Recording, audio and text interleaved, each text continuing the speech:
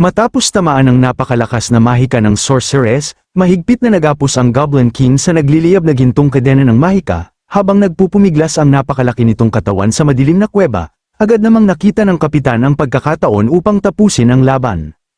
Walang pag-aalinlangan, iniutos niya sa buong grupo na samantalahin ang sandaling iyon at ibuhos ang lahat ng kanilang pag-atake. Sunod-sunod na mga sandata at mahika ang humawi sa hangin bago tumama sa katawan ng Goblin King. Kasabay nito ang malalakas na pagsabog na nagpalabas ng matitinding shockwave na sapat upang mabasag ang mga batong nakapaligid sa kanila.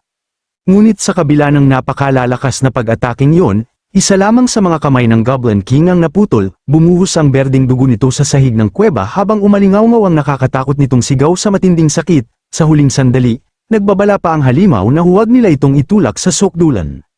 Hindi man lang natinag ang kapitan, sa halip, lalo lamang siyang naging determinado. Para sa kanya, iisa lang ang layunin ng kanilang grupo, ang lipulin ang lahat ng halimaw, kabilang na ang Goblin King, kaya naman agad siyang sumugod at sinamantala ang tila paghina ng kalaban upang tuluyan na itong wakasan.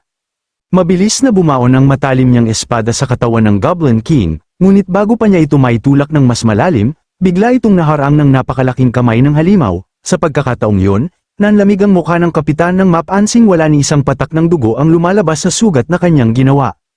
Sa isang madilim na sulok ng kuweba, tahimik lamang na pinagmamasdan ni Lintian ang lahat ng nangyayari, na para bang matagal na niyang alam ang susunod na mangyayari. Ilang sandali lang ang lumipas, at biglang nagsimulang matuno ang buong katawan ng Goblin King, unti-unti itong naging kakaibang berdeng likido habang naglalabas ng napakasamang aura na nagpabigat sa buong paligid. Nalito ang lahat ng adventurer dahil wala ni isa sa kanila ang nakakaunawa sa nangyayari. Sa isang iglap, ang napakalaking halimaw ay naging isang misteryosong lawa ng berdeng likido.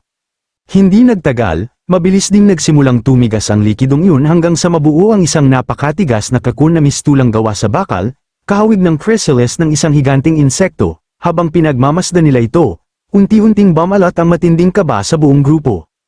Agad na napagtanto ng kapitan ng panganib, kaya't iniutos niyang wasakin agad ang kakun bago patuluyang matapos ang pagbabagong anyo ng Goblin King.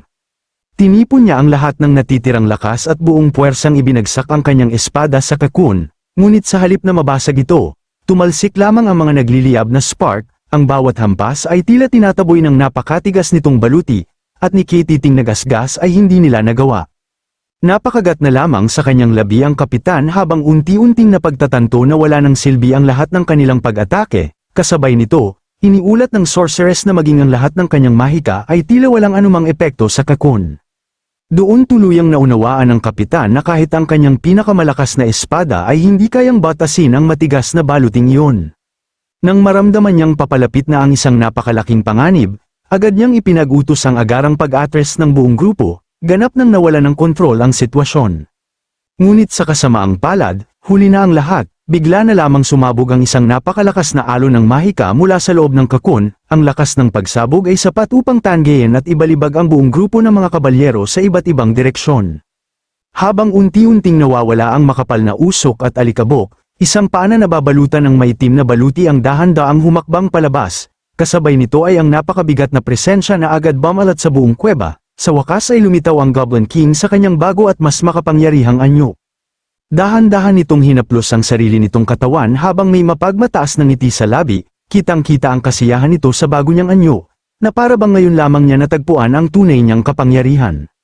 Pagkatapos ay ibinaling niya ang nagliliyab niyang pulang mga mata sa kapitan ng mga kabalyero, isang tingin pa lamang ay sapat na upang manginig ito sa matinding takot at mawala ng lakas ng loob na tumakas. Hindi na nag-aksaya ng oras ang Goblin King, agad nitong ipinatawag ang napakalalaking sandworm na mabilis na umusbong mula sa ilalim ng lupa, walang awa nitong iniutos na patayin at lamunin ang lahat ng taong naroon sa kuweba. Sa loob lamang ng ilang sandali, nagsimula ang isang malagim na massacre, dahil sa dami at lakas ng mga sandworm, wala nang nagawang makalaban ng maayos ang grupo ng mga adventurer. Maging si Ralph, ang pinakamalakas na mandirigma ng kanilang koponan, ay hindi nakaiwas. Bigla siyang nasakmal ng isang dambuhalang sandworm, at ang kanyang nakakakilabot na sigaw ay umalingaw-ngaw sa buong kuweba.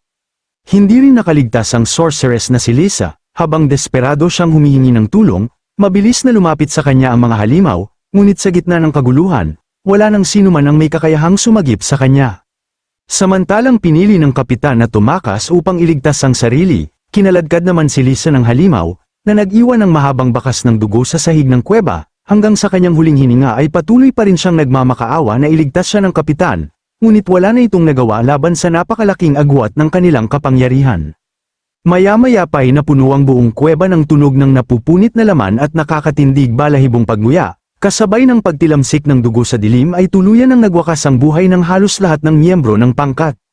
Sa gitna ng kanyang pagtakas, bigla na lamang nakaramdam ng matinding sakit ang kapitan. Nang mapatingin siya sa kanyang dibdib, nakita niyang may espadang tumagos rito. Ang may hawak nito ay walang iba kundi ang Goblin King. May mapanuyang ngiti itong nagsabing napakahina ng kanilang kapangyarihan upang magyabang laban sa kanya. Dagdag pa nito, kung tunay na banal na liwanag ang taglay ng kanilang espada, maaaring hindi na siya nakaligtas sa unang pag-atake. Iyon na rin ang huling mga salitang narinig ng kapitan bago tuluyang mawala ng buhay. Habang nakatayo sa ibabaw ng mga bangkay ng kanyang mga kalaban, humalakhak ng malakas ang Goblin King, buong pagmamalaki nitong ipinahayag na wala na siyang kinatatakutang pangangaso mula sa kaharian ng mga tao, mula sa mismong guhong yun ay muli niyang itatayo ang sarili niyang kaharian ng mga goblin. Ngunit sa sandaling yun, isang pamilyar na figura ang dahan-daang lumabas mula sa mga anino. Si Lin Tian, may mapanuksong ngiti siyang nagsabing nais din niyang maging bahagi ng bagong kaharian ng Goblin King, sa ilalim ng kanyang hood ay bahagyang kumislap ang iisa niyang pulang mata habang kalmadong nagtatanong kung maaari ba siyang sumama. Natigilan ang Goblin King, agad nitong nakilala si Lin Tian bilang ang goblin na minsan niyang itinuring na walang silbi, labis ang kanyang pagtataka kung paano ito nanatiling buhay hanggang ngayon. Dahan-dahan itong pinagmasdan si Lin Tian gamit ang apat nitong mapupulang mata at sinubukang alamin kung saang tribo ito nabibilang. Ngunit sa likuran ni Lin Tian ay isa-isang lumitaw ang malalaking anino ng kanyang mga tauhan, ang mabigat na presensyang kanilang dala ay agad nagpabago sa ekspresyon ng Goblin King. Doon niya napagtanto na hindi pala kabilang si Lin Tian sa kanyang tribo gaya ng kanyang inaakala.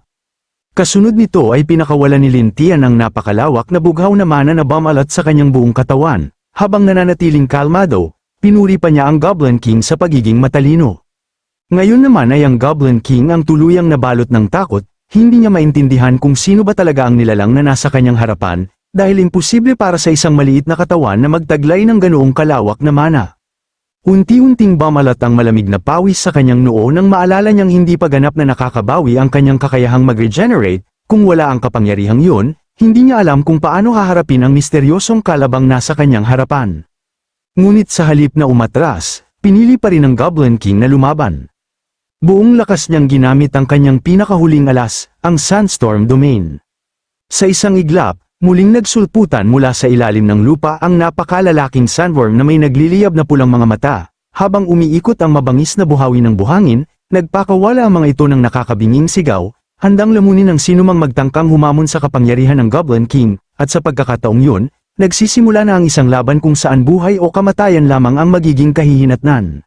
Isang napakalaking anino ng dambuhalang mala-insektong nilalang ang bumalat kina Lin Tian at sa dalawa pang goblin, agad tumakbo palayo ang boss at sa kanyang isipan, nangako ang natatarantang boss na maghihintay muna hanggang matapos ang cooldown ng kanyang Cocoon Rebirth. Kapag nangyari yun, tiyak na babalik siya upang isa-isang patayin ang lahat ng naroon.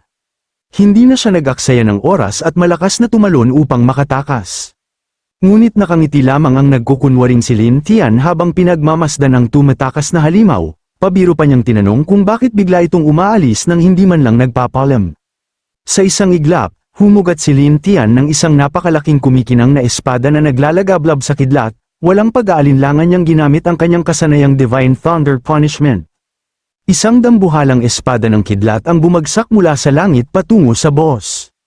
Kasasayad pa lamang ng paa ng halimaw sa lupa nang bigla itong salubungin ng napakalakas na pagsabog. Mula sa ilalim ng lupa ay biglang sumulpot si Gobo D, tuluyang hinaharangan ang tanging daan ng kanyang pagtakas. Ngayon ay tuluyan ang nabalot ng takot ang mukha ng Goblin King. Sa matinding desperasyon, sumigaw siya at sinubukang pilitin ang kanyang natitirang lakas upang lusubin si Gobo D. Umaasa siyang makakagawa pa siya ng paraan upang makatakas sa kamatayan. Sa kasalukuyan niyang kalagayan, wala na siyang kakayahang talunin si Gobo D. Ngunit huli na ang lahat, isang napakalakas na bughaw na sinag ng enerhiya ang Ram Agasa at muling tumama sa kanya. Kasabay nito, tumalon sa likuran si Lin at isang napakalaking kumikinang na espada ang tuluyang bumaon sa matigas nitong dibdib.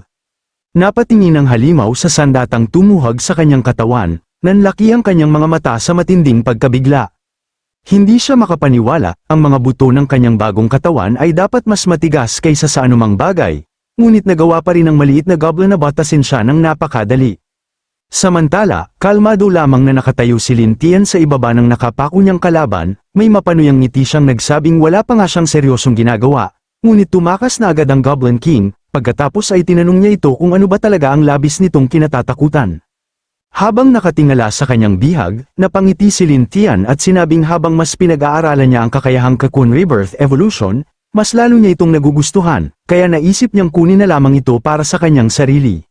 Sa sobrang takot, desperadong nagtanong ang mala-insektong nilalang kung ano ang balak gawin ng maliit na goblin, tarantang-taranta itong sumigaw na siya pa rin ang tunay na Goblin King at nararapat siyang igalang. Ngunit walang sino man ang nakinig sa kanyang pagsusumamo. Hindi man lamang siya pinansin ni Lin Tian, dahan-dahan niyang ginamit ang DevR, isa-isang lumitaw ang maiitim na galame na mahigpit na pumulupot sa katawan ng Goblin King, agad na nagsimula ang proseso ng pagsipsip at pag-angkin sa kanyang kapangyarihan. Ilang sandali lamang ang lumipas, lumitaw ang isang system panel sa harap ni Lin Tian. Congratulations! Passive skill successfully acquired, Cocoon Rebirth. Napangiti si Lin Tian at tahimik niyang inamin sa sarili na hindi niya inaasahang maaari palang nakawin ang kakayahan ng isang kalaban sa pamamagitan lamang ng ilang kagat. Lubos na nasiyahan sa bago niyang nakuha, tumalikod siya at casual na naglakad palayo, iniutos niya sa kanyang Goblin Berserker na siya na ang bahala sa natitirang katawan ng tinatawag na Goblin King. Dahil tapos na ang pinakamalaking banta, kalmadong inutusan ni Lin Tian sina Gab-Uzen at ang iba pa na linisin ng buong larangan ng digmaan, ipinaalala rin niyang huwag sayangin ang kahit isang bangkay ng adventurer o goblin dahil magagamit pa ang mga ito. Agad namang sumunod ang kanyang mga tapat na nasasakupan. Maya-maya ay muling lumitaw ang mga system panel. Nakumpirmang si Gab-Uzen ay umabot na sa level 83 Bone Warrior. Kasunod nito, ipinakita rin ang bagong estado ni Gab-Udi, na ngayon ay isa ng level 81 Shadow Assassin. Samantala, buong tapang na tumayo si Gobo Kwang habang nakaharap kina Gab-Uzen at Gab-Udi. Sa wakas, isang napakalaking system panel ang lumitaw sa itaas niya, opisyal na kinukumpirma ang kanyang napakalaking ebolusyon bilang isang level 95 Goblin King. Habang nakatingala sa dambuhalang nilalang, napansin ni Gab-Uzen na tuluyan ang nagbago ang Berserker. Inamin pa niyang muntik na niya itong hindi makilala, dahil hindi na ito ang dating malaking hanggal na puro lakas lang ang alam. Ngunit tila walang pakialam sa pang-iinsulto, buong pagmamalaking ipinakita ni Gobo Kwang ang nagliliwanag nitong berdeng mga kalamnan. Masigla pa nitong isinigaw sa kanyang pinuno na sa wakas ay maliit na ulit siya, hindi lang katawan ang lumiit sa kanya, pati ang kanyang tarugo na dating kinakatatakutan ng mga babaeng tao, ay lumiit na rin, humalakhak ito ng nakakatakot at idineklarang perpekto ang bago niyang anyo, kaya maaari na niyang paglaruan ang mga paborito niyang tao. Napabuntong hininga na lamang si Gab-Uzen at napansin pareho pa rin ang ugali ng matigas ang ulong Berserker. Makalipas ang ilang sandali, nagsalita ang babaeng kabayo at casual na sinabi na ang tunay na potensyal ng mga goblin ay nakakatakot. Ipinaliwanag niyang kung ang bawat tribo ay umunlad tulad ng sa kanila, madali nilang masasakop ang buong mundo. Ngunit hindi ito sinang-ayunan ni Lin, ayon dito, madaling sabihin yon. Ngunit sa buong kasaysayan ay hindi pa kailanman namuno ang mga goblin sa mundo o nag-iwan ng malaking impluensya, dagdag pa niya, kahit ikumpara sa likas na talento ni Lin Tian, napakalayo pa rin ng karaniwang mga goblin. Habang inaalala ni Lin Tian ang kanyang pinagdaanan, naging seryoso ang kanyang mukha, naisip niyang kung hindi siya napadpad sa mundong ito na may kasamang sistema, malamang ay namatay na siya noong unang araw pa lamang. Napagtanto niyang ang pangarap na sakupin ng malupit na mundong ito ay imposibleng maisakatuparan kung wala ang sistemang yun. Pagkatapos ay lumingon siya at dahan-daang naglakad patungo sa maliwanag na bakaanan ng kuweba, nagpasya siyang oras na upang bumalik at maghanda, isang mapanuksong ngiti ang sumilay sa kanyang labi habang nagliliwanag ang kanyang pulang mga mata sa dilim, buong kumpiyansa niyang ipinahayag na panahon na upang lipulin ang bawat bansang minsang naging hadlang sa kanilang pag-unlad. Habang nakatayo sa harap ng malalaking asul na screen ng sistema, tuwang-tuwang napansin ng munting goblin na matagal na niyang iniipon ang kanyang 500 life points, at sa wakas ay maaari na niya itong ipalit sa isang pinakamataas na antas na kakayahan, lumabas ang babala ng sistema na eksaktong 500 life points ang kailangan para sa mga supreme skill. Isa-isang lumitaw sa harap niya ang iba't ibang pagpipilian, una ay ang mapaminsalang triple calamity, kasunod ang nakakatakot na Anubis' Soul Drain, at panghuli ang Eternal Frozen Realm. Casual lamang na iniswipe ni Lin Tian ang mga icon at hindi man lang ito pinansin, Bagamat alam niyang kayang baguhin ng bawat isa ang takbo ng isang labanan, wala ni isa ang akma sa kasalukuyan niyang pangangailangan. Biglang umabot ang kanyang nagliliwanag na berdeng kamay na napapalibutan ng bughaw na kidlat habang pinili niya ang ibang opsyon. Agad na lumitaw ang bagong panel ng sistema na nagpapakita ng Lucky Snatch. Habang hinihimas ang kanyang baba, napansin niyang limitado lamang ang panahong maaaring ipalit ang skill na ito. Nang basahin niya ang buong paglalarawan, natuklasan niyang hindi lamang ito limitado sa mga pisikal na bagay at wala rin itong anumang restriksyon sa uri ng target, ibig sabihin, napakalawak ng maaaring gawin ng kakayahang ito. Isang mapaglarong ngiti ang lumitaw sa kanyang mukha habang inamin niyang ang sobrang, sirang, skill na ito ay tila ginawa talaga para sa kanya.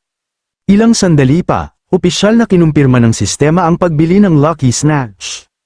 Itinaas ni Lin Tian ang kanyang nagliliwanag na berdeng kamay at bahagyang nagtanong sa sistema kung ang kawalan ng limitasyon sa mga bagay ay nangangahulugan ding wala rin itong limitasyon sa target. Saglit na nagatubili ang sistema bago tuluyang umamin na tama ang kanyang pagkaunawa. Lalo pang lumawak ang ngiti ni Lin Tian habang binabalaan niya ang sistema na huwag siyang sisihin sa susunod niyang gagawin. Agad na lumitaw ang isang panel ng sistema na desperadong nakikiusap sa kanya na huwag gumawa ng anumang padalos-dalos o hindi na angkop na aksyon, na huwag gumawa ng kalokohan, ang settings ay para sa isang inosente at dalisay na babae, huwag gagawa ng kung ano-anong kakaiba sa kanya. Ngunit huli na ang lahat, isa pang panel ang biglang lumitaw at opisyal na kinumpirmang matagumpay niyang ninakaw ang 500-point supreme skill na Anubis' Soul Drain ng libre. Nanlaki ang mga mata ni Lin Tian sa matinding pagkabigla at kasiyahan, napasigaw siya dahil gumana nga ang kanyang napakabangis na bug exploit. Ngunit kasunod nito ay isang napakalaking pulang babala mula sa sistema, dahil sa natukoy na bug, mapipilitang sumailalim sa isang buwang maintenance ang sistema, at pansamantala siyang hindi makakagamit ng life simulation. Pagkabasa sa mabigat na parusa, biglang naging walang emosyon ang mukha ni Lin Tian, gayunpaman, kibit-balikat lamang siya at inamin ng isang buwang paghihintay ay maliit na kapalit para sa isang libreng supreme skill. Nagpalit ang tanawin sa isang napakalawak at kahanga-hangang lungsod na napapaligiran ng matatiyog na pader at isang malaking ilog. Sa mataas na bangin malapit dito, isang grupo ng mga human adventurer ang mabilis na nakasakay sa kanilang mga kabayo patungo sa kuta. Isa sa mga nakasuot ng baluti ang mayabang na nagsabi na napakaraming basura ang sumusubok magtatag ng sarili nilang mga kaharian nitong mga nakaraang panahon.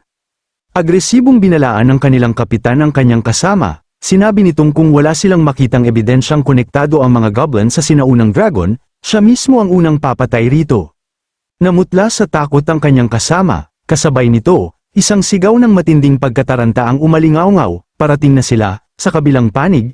Kalmadong nakatayo sa unahan si Lin Tian, handang harapin ang nalalapit na labanan. Sa kanyang tabi ay sina Alice, ang elf, at ang makapangyarihang Go Book Kwang at ang iba pa niyang tapat na alagad.